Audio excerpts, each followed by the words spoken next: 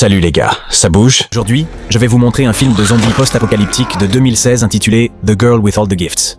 Mélanie est allongée dans son lit lorsque les lumières de sa cellule s'allument. Elle se lève et commence à se préparer pour l'école. Deux soldats arrivent et elle les salue joyeusement. Mais la seule chose qui les préoccupe est de la sécuriser sur le fauteuil roulant. Ils la conduisent dans le couloir, la mettant en ligne avec d'autres enfants comme elle. Mélanie et les autres sont placés dans une salle de classe par des numéros. Mélanie demande à l'enseignante, Madame Justineau, de leur raconter une histoire et propose qu'elle leur lise un mythe pour que cela compte comme une leçon d'histoire. L'enseignante accepte à contre-cœur et leur lit le mythe de la boîte de Pandore. Après le cours, Mélanie est ramenée dans sa cellule où les deux soldats sur les nerfs refusent de la saluer et de lui souhaiter une bonne nuit. Plus tard, on lui donne son dîner, une assiette remplie de verre. Elle s'endort en mangeant. Le lendemain, Mélanie reçoit la visite de la docteure, Caldwell. La fille a résolu une énigme que le docteur lui avait donnée, alors elle lui en donne une nouvelle. Expliquant qu'il s'agit d'un problème de logique, elle lui demande de résoudre le problème du chat de Schrödinger. Lorsque Mélanie ne peut pas répondre, le docteur écrit quelque chose concernant son comportement et le lit à haute voix, l'appelant un sujet. Enfin, le docteur demande à Mélanie un numéro et elle répond avec 13. Plus tard, les soldats viennent la chercher elle et les autres enfants pour l'école à nouveau. Tandis que Mélanie est conduite près des cellules numérotées, elle remarque que la cellule numéro 13 n'a pas été ouverte. Lorsqu'elle arrive en classe, la même place numérotée reste vide. L'enseignante décide de leur donner un devoir d'écriture pour ce cours particulier et les enfants s'inquiètent de ne pas savoir quelle histoire raconter. Mélanie est la seule à écrire une longue histoire dans son cahier. Lorsque l'enseignante demande à quelqu'un de lire à haute voix ce qu'ils ont écrit, elle lève rapidement la main. Elle se décrit comme la sauveuse et l'héroïne dans son écriture. L'enseignante est submergée par l'histoire et s'approche de Mélanie, voulant la toucher. Soudain, le sergent Parks fait irruption dans la salle de classe et crie que toucher les enfants est interdit. Il veut rappeler à Justineau pourquoi c'est le cas. Il s'approche de l'un des enfants et relève sa manche, approchant son bras de lui. L'enfant le renifle et décroche sa mâchoire, voulant le mordre. Les autres enfants imitent le même comportement. Après le cours, le sergent Parks entre dans la cellule de Mélanie alors que les autres se préparent à enlever ses contraintes. La fille l'irrite, alors il la laisse attachée à la chaise. Cette même nuit, Madame Justineau vient voir Mélanie, et quand elle se rend compte qu'elle a été laissée comme ça, elle entre dans la cellule et commence à retirer les contraintes. La fille sent l'odeur de l'enseignante et commence à se transformer comme les autres enfants. Avant que Mélanie ne se transforme complètement, elle dit à l'enseignante de partir. Plus tard cette nuit-là, la doctoresse Caldwell vient la visiter à nouveau. Elle discute et elle demande à la fille un autre numéro. Mélanie répond par 4, qui est le même numéro que sa propre cellule. Le lendemain matin, le sergent Parks vient chercher Mélanie. Il la sort de sa cellule et la met dans un ascenseur. Il la conduit hors de l'établissement alors que des coups de feu retentissent tout autour. On voit des soldats courir et tirer vers la clôture du complexe militaire. Mélanie est confuse par ce qu'elle voit alors que Parks la conduit à une autre partie du complexe et l'emmène dans un laboratoire où la docteure Caldwell l'attend. Elle interroge la fille sur le chat de Schrödinger, mais lorsqu'elle n'obtient pas la réponse qu'elle veut, elle explique que le chat dans la boîte est à la fois vivant et mort, tout comme Mélanie. Un deuxième docteur injecte un sédatif dans son bras, la mettant instantanément hors de combat.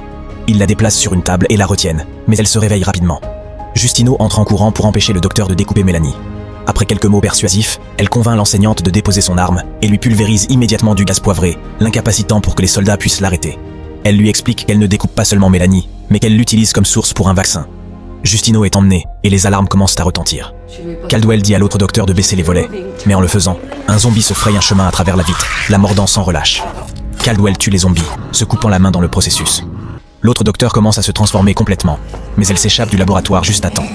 Mélanie est laissée seule dans le laboratoire avec le zombie. Cependant, il ne la touche pas. La fille attrape un scalpel et se libère des contraintes. Mélanie sort pour trouver le chaos total dans le complexe. Des zombies courent partout, attaquant les soldats qui essaient de les abattre. Soudain, elle voit Justineau se faire malmener par les soldats. Enragée, elle court vers eux, les attaque et les mord, finissant par les tuer tous les deux avant de s'évanouir. Justineau se réveille pour trouver Mélanie à côté d'elle, la prend et la met dans un véhicule militaire. Les zombies prennent complètement le contrôle du complexe alors que le véhicule s'éloigne, suivi d'une horde. Quelque temps plus tard, ils s'arrêtent au milieu de nulle part lorsque Parks et Kieran réalisent que Mélanie est à l'arrière du véhicule avec eux. Justineau laisse sortir la fille alors que Caldwell hurle que ce n'est pas sa décision à prendre. Mélanie court jusqu'à une courte distance du véhicule et s'arrête, voyant clairement l'extérieur pour la première fois. Les autres restent près du véhicule, tentant de contacter d'autres postes, mais en vain, tandis que le docteur leur dit de récupérer son sujet de test. Parks, Kieran et Caldwell vérifient le véhicule pour des provisions, mais ne trouvent ni eau ni nourriture. Juste un masque utilisé pour récupérer les zombies. Le sergent élabore un plan pour aller vers le sud, en direction de Beacon, supposant que tout le monde au complexe est mort, sauf les enfants zombies. Ils mettent Mélanie sur le siège du mitrailleur du véhicule, attachée et masquée, et se dirigent vers une rivière pour obtenir de l'eau. À leur arrivée, quelques zombies les trouvent, déclenchant une fusillade avec les soldats. L'un des soldats est mordu lors du combat. Alors Parks attend un moment pour voir s'il va se transformer, et lorsque le processus commence, il le tue, fermant les portes du véhicule. Il se rend compte que Justineau a amené Mélanie avec eux, ce qui le rend terriblement nerveux. La fille demande à propos des zombies, et Caldwell explique qu'ils étaient des personnes infectées par un champignon transmis par des morsures. Lorsque Parks tente de démarrer le véhicule, il se rend compte qu'il est en panne et qu'ils devront continuer à pied à travers Londres, un itinéraire plus rapide mais plus dangereux. Parks et Kieran inspectent le périmètre qu'ils devront traverser. Il est rempli de zombies. Ils informent les autres qu'il n'y a pas d'autre alternative que de passer à travers les zombies et de trouver un abri et des provisions. Une fois à l'intérieur de la ville, le groupe marche entre une masse de zombies endormis, en prenant soin de ne pas les réveiller. Soudain, Parks s'arrête lorsqu'ils atteignent une impasse. Une mère zombie pousse une poussette vers eux et Caldwell s'approche d'elle, la faisant s'arrêter.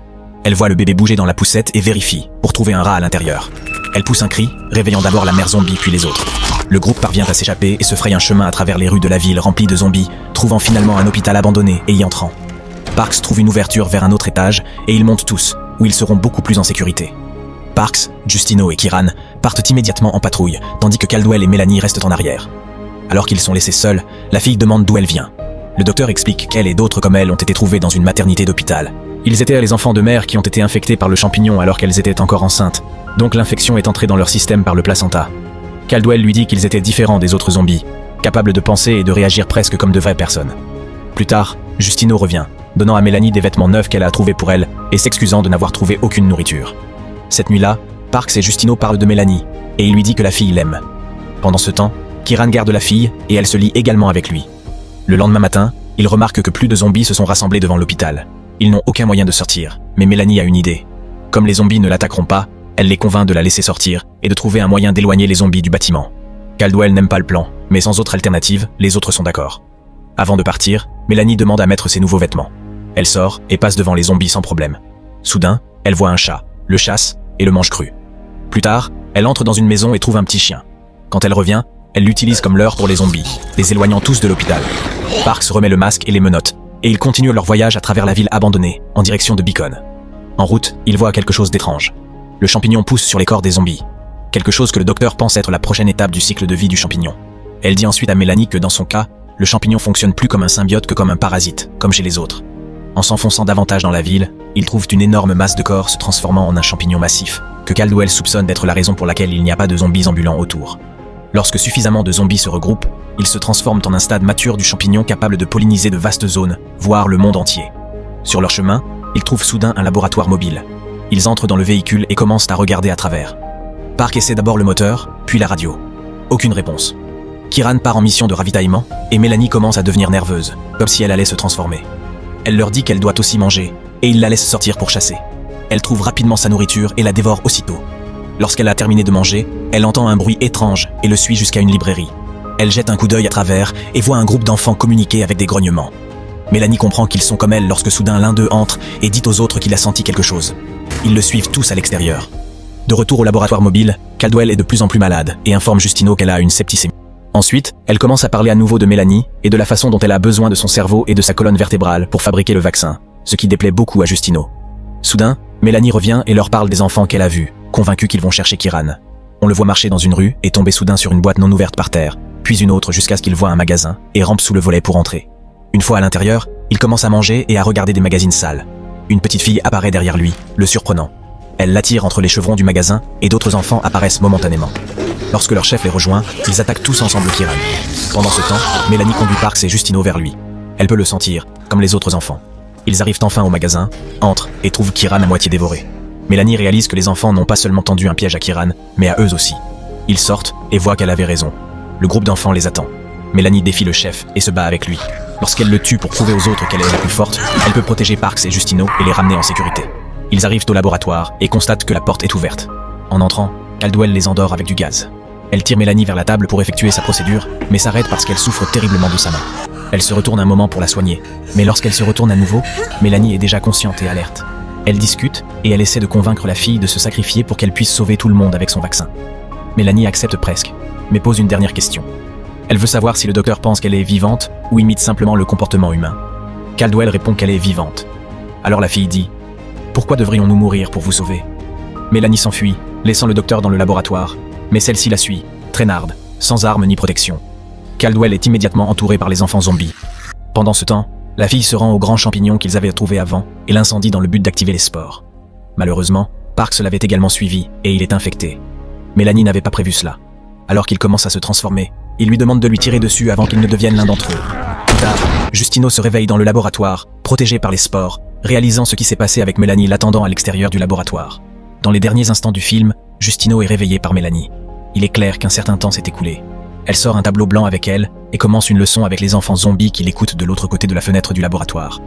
Mélanie est leur leader maintenant, et ils assistent tous ensemble aux leçons de Madame Justino. Assurez-vous de vous abonner et d'activer les notifications pour regarder d'autres vidéos comme celle-ci. Merci d'avoir regardé.